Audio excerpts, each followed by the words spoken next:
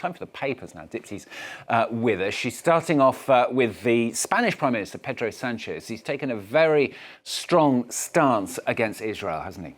Yeah, that's right, Stuart. It follows this weekend's final stage of the Vuelta a España cycling race that led to an abrupt halt of the race due to pro-Palestinian protests over the presence of an Israeli team. Now, in Parliament on Monday, Pedro Sanchez called for a sporting ban on Israel, similar to that of the one on Russia, saying Israel should not use international events to, quote, whitewash its presence in Gaza. And you see that here in this article from Politico there, Stuart. The boycott dominating the Spanish dailies and the opinion pages as well. Yeah, well, let's show you El País. It's on the front of El País here. The government, the paper headlining on the government's calls that Spain should boycott Eurovision next year, which is due to be held in Austria. Because, in particular, if Israel is present, the Spanish government has said that Spain should boycott its presence, citing similar decisions by the Netherlands and Ireland, who also threatened to boycott the competition if Israel participates. On the front of El Periódico, a Catalan paper here, also focusing on that boycott in Israel. The paper underlining on its front page reactions by Spain's main opposition leader here. It says, who has accused Sanchez of anti-Semitism. The paper also noting that the international cycling body has expressed its doubts over Spain's ability to host future cycling events in light of what happened on the weekend. You also have this from La Razón, which is a conservative paper in Spain, which has published this article, this opinion piece by a professor of public law and history of institutions. He says that Sanchez's criticism of Israel has made him a staunch ally of the Hamas-controlled government of Gaza. The author also accusing Sanchez of trying to deflect attention away from his family's own legal worries by, quote, embracing militant anti-Semitism. Finally, you have the editors of El Periódico, that paper I mentioned there, who issue in this editorial here a stark warning. Issues as serious as the massacre of civilians in Gaza should stay out of domestic politics. Let's move to something different we haven't mentioned on the programme today so far. Today is marking 3 years, would you believe, since the death of Mahsa Amini in Iran. That's right. So you'll remember the 22-year-old woman died in the custody of Iran's morality police. She'd been stopped by them for not wearing the hijab properly. Her death in custody then sparked the biggest protests in Iran that the government there had seen in its 4-decade history. That's what the New York Post reminds us today. In this article, it looks at what has changed in the country since her death 3 years ago. The regime's swift and brutal crackdown killed at the time more than 500 protesters.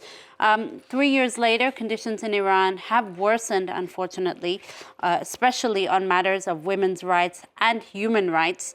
According to the Foundation for Defense of Democracies, however, more than 2,500 protests, small-scale and large-scale, have taken place in Iran in the past year. For the paper, it, quote, proves the fire that Mahsa Amini lit has not burned out.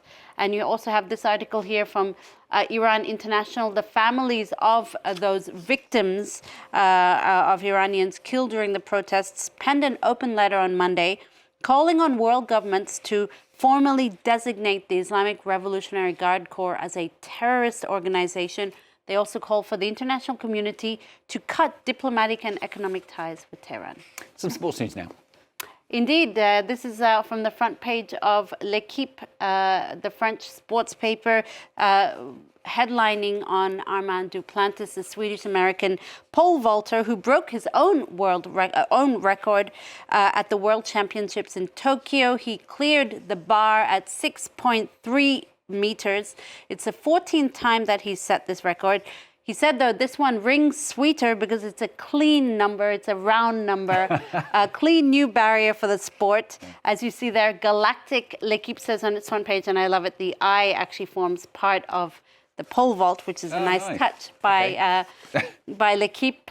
You also have this article from The Telegraph. They've interviewed Usain Bolt. He was actually in Tokyo making his first appearance as a spectator, of course, at the championship since his retirement in 2017.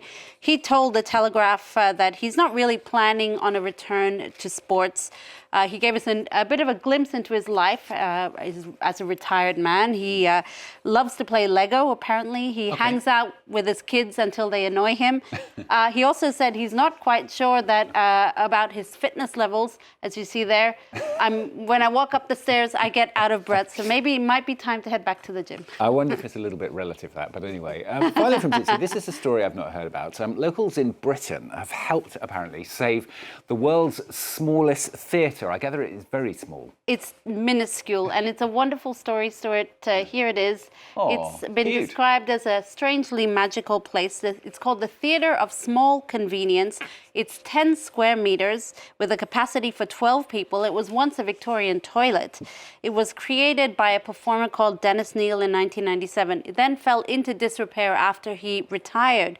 Now, locals of the city Malvern, Worcestershire, banded together, thank you, to acquire the building from the council. They then raised £17,000 to renovate the theatre.